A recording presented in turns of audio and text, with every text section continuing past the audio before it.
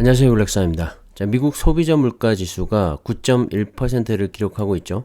그 물가를 잡기 위해서 연준이 이번 FOMC 회의 때 1%포인트 이 금리 인상을 단행할 것이라는 분석들이 많습니다. 하지만 또 일각에서는 6월이 이 인플레이션의 피크 아웃이고 이제부터는 이 물가가 안정을 되찾아갈 것이라는 의견들도 많이 있죠. 사실 유가와 이 원자재 가격의 하락세만 보더라도 물가는 이미 정점을 찍었다는데 저도 동의를 하고요.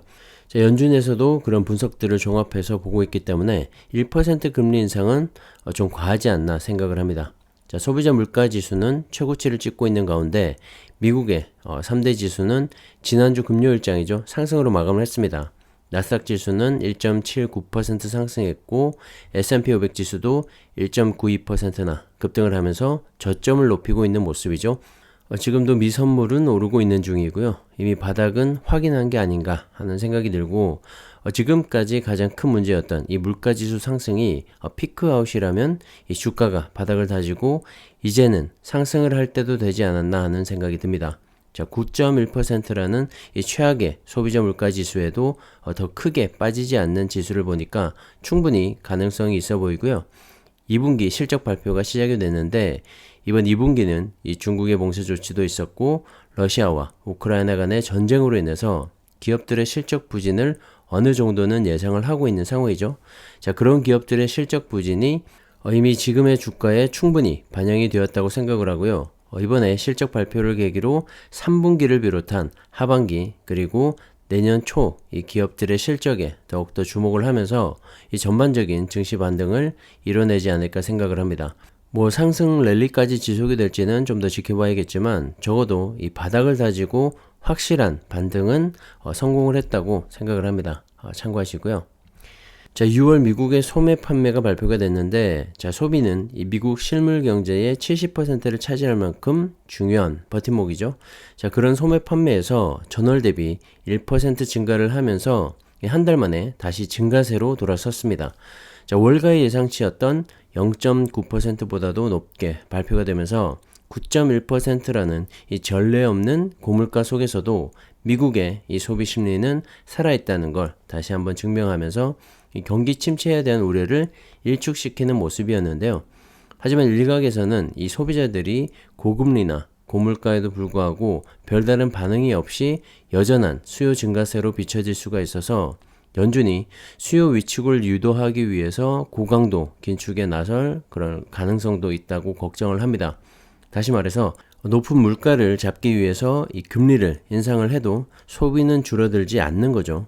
자, 일단 소비가 어느 정도는 줄어들어야, 즉 이 수요가 어느 정도는 감소를 해야지 이 높은 물가가 안정을 되찾을 수 있을 텐데 연준의 고금리와 긴축 정책에도 불구하고 소비가 여전히 탄탄하다면 그 또한 문제가 될 수는 있어 보입니다. 다만 6월 이 소비자 물가 지수인 CPI 지수가 1.3% 오른 데 비해서 소매 판매 증가세는 1%로 물가지수 상승에는 못 미치고 있죠. 수치상으로는 어느 정도 연준의 정책이 효과를 발휘하고 있다는 생각도 들고 앞으로도 서서히 시장이 파고들면서 물가 안정을 만들어내지 않을까 생각을 합니다. 다만 그 과정에서 발생될 수 있는 경기 침체라는 악재는 제거하고 싶을 텐데요. 자, 이번에 발표된 소매 판매의 수치처럼 인플레를 억제하지만 침체는 유발하지 않는 수준으로 이 소비 둔화를 이끌어낼 수 있는 연준의 그런 해안을 기대해 봅니다. 자, 미국 증시 반등의 확신의 이 또 다른 지표는 바로 미국의 기대 인플레이션이 하락하기 시작을 했다는 점인데요. 지난 6월 이 3.1%에서 7월에는 2.8%로 0.3%포인트 하락을 했습니다. 자, 기대 인플레이션이란 향후 이 물가 상승률에 대한 경제 주체의 주관적인 전망을 나타내는 건데요. 다시 말해서 앞으로 이 물가가 오를 것인지 아니면 이제는 내려갈 것인지에 대해서 미리 짐작을 해보는 수치라고 보시면 될 것 같습니다. 자, 어쨌든 이번 기대 인플레이션 수치의 하락은 큰 의미를 나타낼 수가 있는데요. 자, 이제는 정말 물가 상승이 정점을 찍었다는데 대부분의 사람들이 공감을 하고 있다는 말이기 때문입니다. 자, 그로 인해서 소비자 심리지수도 개선이 됐는데요. 51.1을 기록하면서 이 블룸버그의 예상치인 50을 상회를 한 거죠. 자, 이렇게 기대 인플레이션이 하락하기 시작을 했고 소비자 심리 지수도 개선이 되면서 지난번 CPI 지수가 9.1%로 발표가 됐을 때 조사를 했던 이 7월 금리 인상폭이 상당히 크게 변화를 했습니다. 이번 FOMC 회의에서 1%포인트 금리 인상을 단행할 확률이 CPI 발표 직후 80% 이상이었는데 이번 발표 이후에 1%포인트 금리 인상 확률이 30.9%로 급락을 한 건데요. 0.75%포인트 금리 인상 확률이 69.1%로 다시 크게 늘어났죠. 다음 주 화수 이틀간에 걸친 회의를 통해서 금리가 발표될 것 같은데 아무래도 0.75% 인상이 될 확률이 높죠. 자, 시장의 우려보다 낮게 발표가 되면 또 호재로 인식이 되기도 하니까요. 특히 이번 0.75% 금리 인상 이후에는 이 금리 인상폭을 낮출 수도 있다는 점이 시장에는 더 큰 호재일 수가 있을 것 같습니다. 인플레이션이 정점을 찍으면서 내려오게 되면 금리 인상 강도 또한 완화될 수밖에 없기 때문에 그동안 위축됐던 주식시장에서의 투자 심리가 개선되지 않을까 생각을 하고요. 하반기 이 증시 반등에 더욱더 무게가 실리는 이유이기도 합니다. 그리고 참고로 8월에는 FOMC 회의가 없죠. 금리 인상이 7월에 한 차례 있고 8월에는 없기 때문에 7월 FOMC 회의 결과 이후에 8월까지는 좀 무난하게 주가 상승을 기대해 볼 만할 것 같습니다. 자, 타이거 미국 나스닥 100과 S&P 500 그리고 필라델피아 반도체 지수인데요. 보시면 이미 바닥을 찍고 반등을 하고 있죠. 자, 이런 ETF들은 역사적으로도 계속해서 우상향해 오고 있고 앞으로도 지속적으로 상승을 해갈 겁니다.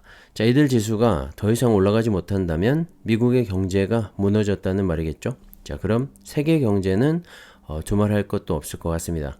자본주의와 민주주의 그리고 자유경제가 지속이 된다면 미국의 증시는 끊임없이 상승을 할 수밖에 없을 거고요. 천천히 가지만 또 꾸준히 올라갈 겁니다. 자, 분할 매수로 오를 때나 내릴 때나 꾸준히 모아가다 보면 안정적인 이 노후 자금으로 활용을 할 수가 있고 어느 시점에는 이 목돈으로도 사용을 할 수가 있겠죠. 자, 하루하루 주가의 급등락에 연연해 할 필요도 없고 돈을 잃을까 노심초사하는 일도 덜하게 될 겁니다. 자, 투자는 시간과의 싸움이라고 생각을 하고요. 그 시간을 이겨낼 수 있는 건 결국 이 변동성이 가장 적은 심리적으로도 위축되지 않을 그런 안전한 종목에 투자를 하는 거겠죠. 저는 이들 ETF가 정답이라고 생각을 하고요. 꾸준히 모아가시기를 다시 한번 추천드립니다. 참고하시고요. 자, 이렇게 안정적인 ETF 투자와 함께 향후 가장 높은 성장을 해나갈 이런 분야에도 과감하게 투자를 할 필요가 있겠죠. 자, 저는 2차전지 섹터라고 생각을 하고요. 계속해서 말씀을 드리고 있습니다. 자, 올해 중국에서 판매되는 이 자동차 4대 중에 한 대는 이 전기차가 될 정도로 전 세계 이 전기차 시장 중에 단연 1등의 위용을 과시하고 있죠. BYD 등 이 중국의 토종 전기차 업체 판매의 증가로 인해서 6월 전기차 판매 대수는 53만 대를 돌파했다고 하는데요. 자, 이런 추세라면 올해 500만 대 돌파도 가능할 전망이라고 합니다. 자, 지난해 중국 전기차 판매 대수는 352만 대였는데요. 자, 중국 정부의 보조금 지원 정책이 이 하반기 들어서 더욱 강력해지고 있기 때문에 500만 대 돌파는 충분히 가능하다고 생각을 하고, 자, 6월에만 이 중국에서의 전기차 침투율이 무려 27.4%를 기록하면서 그 가능성을 높여주고 있죠. 자, 이런 증가 추세는 2025년도까지는 이어질 전망이고요. 그 이후로도 증가세는 다소 둔화가 되겠지만 전기차로의 완전 변경까지 꾸준히 증가해 나가지 않을까 생각을 합니다. 자, 중국과 더불어 유럽, 미국이 이 자동차 3대 시장인데요. 자, 미국에서 전기차 보급이 가장 늦게 시작이 됐죠. 하지만 늦게 시작을 한 만큼 또 빠르게 증가를 하고 있는데요. 자, 미국에서 판매된 신차 중에서 5% 이상이 전기차로, 미국도 이제는 이 전기차 주류 시대로 넘어가는 티핑 포인트를 넘어섰다고 합니다. 자, 지난해 4분기 판매된 신차 중에서 전기차 비율이 5.3%로 이 티핑 포인트를 5%를 넘어선 가장 최근 국가가 됐다고 하는데요. 자, 미국에서도 강력한 친환경 정책 지원을 바탕으로 2030년까지 신차 절반을 친환경차 판매를 위해서 노력을 하고 있고, 특히 이 중국이 전기차 시장에서 강자로 등장을 한 만큼 미국도 이에 질세라 앞으로 더 강력한 드라이브를 걸지 않을까 생각을 합니다. 전 세계적으로도 지난해 전기차 점유율이 처음으로 5%를 넘었고 현재 이 주행 중인 전기차는 2천만 대, 그리고 내년 말까지 2배 이상의 증가를 예측을 하고 있는 만큼 앞으로 5년 이상 가장 높은 성장을 할 섹터가 아닌가 생각을 합니다. 당연히 전기차의 핵심인 배터리 관련 기업의 이 생산 능력도 증가를 할 수밖에 없겠죠. 캐펙스 증가를 통해서 매출액과 영업이익도 크게 증가를 할 것이고 주가도 더 높게 올라갈 것으로 생각을 합니다. 자, 경쟁도 완성차 업체들보다 덜 하기 때문에 좋은 기업을 잘 골라서 중장기 투자를 한다면 정말 높은 수익을 기대해 볼 수 있지 않을까 생각을 합니다. 자, 그런 관점에서 본다면 현재 전 세계 배터리 점유율 1위를 차지하고 있는 이 중국의 CAT를 비롯한 3위의 BYD, CALB, 고시안 등 중국 배터리가 시장 점유율 50%를 넘게 차지하고 있기 때문에 배터리 시장에서 강력한 한 축을 담당하고 있습니다. 눈여겨봐야 할 것 같고요. 자, 우리는 차이나 전기차와 같은 안정적인 ETF 투자를 통해서 이런 중국 기업에 투자를 할 수 있기 때문에 중장기로 모아가시면 정말 안성맞춤이지 않나 생각을 합니다. 자, 그리고 배터리 시장의 또 다른 한 축인 한국이 있는데요. 전세계 배터리 시장 점유율 2위의 LG 에너지 솔루션을 비롯한 SK온과 삼성, SDI까지 미국 시장의 확장에 따른 앞으로의 수혜를 생각해보면 역시 중장기 투자처로서의 가치가 충분히 있다고 생각을 합니다. 배터리 셀 업체를 비롯한 양극재와 음극재 등 소재 부품 업체에 투자를 할 수도 있고요. 중장기 투자를 고려한다면 역시 안정성이 가장 중요하기 때문에 타이거 2차전지 테마와 같은 2차전지 ETF도 추천을 드립니다. 자, 미국 시장이 조정을 받으면서 국내 시장도 좋지가 못한데요. 전반적으로 다 빠지면서 최근에 힘든 시간을 보내고 있습니다. 자, 최근에 달러 인덱스가 고점을 찍으면서 더욱더 그런 모습이고요.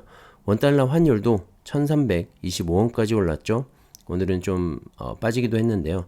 자, 이렇게 높은 환율 역시 외인들의 국내 투자를 망설이게 하기 때문에 그동안 이 주식 시장이 더 좋지 못했던 것 같습니다. 하지만 미국의 인플레이션이 이미 정점을 찍고 있고 하반기 여러가지 기대감이 나오고 있기 때문에 달러 인덱스도 앞으로 안정세를 찾아가지 않을까 생각을 하고요. 그렇게 되면 투심도 다시 살아나면서 주식 시장에도 또다시 봄날이 오지 않을까 하는 기대도 하게 됩니다. 자, 투자라는 게 정말 시간과의 싸움인 것 같고요. 시장을 감히 예측하지 못하기 때문에 우리 같은 개인들은 샀다 팔았다를 반복하기보다는 이 좋은 종목을 잘 골라서 눌러 앉아 있는 게 가장 현명한 투자 방법이지 않나 생각을 합니다. 결국엔 오를 종목은 올라가기 때문이겠죠.